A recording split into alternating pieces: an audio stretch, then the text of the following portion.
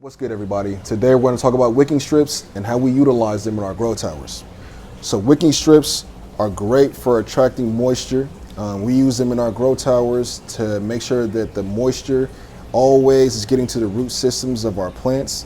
And in order to do so, you have to make sure that they're correctly oriented inside of the grow tower. So today we're going to tell you guys how you can put your wicking strips inside the grow towers to make sure that all the moisture is getting to the. Now, when inputting your wicking strip, the main thing you want to make sure to do is to make sure that it's reaching midway to the back of your tower.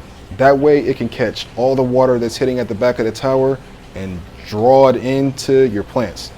So now when you're inputting it, we find it easiest to input the top first and kind of go ahead and just tuck the rest of the strip inside there. Like a nice little taco, you feel me?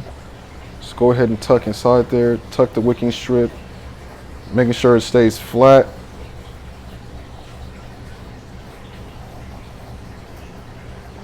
Nice tuck.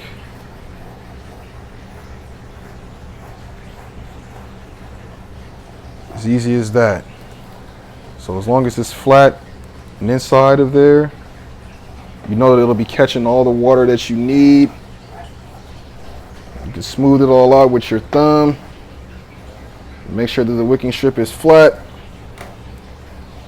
And you're good to go. It'll catch all the water you need to go.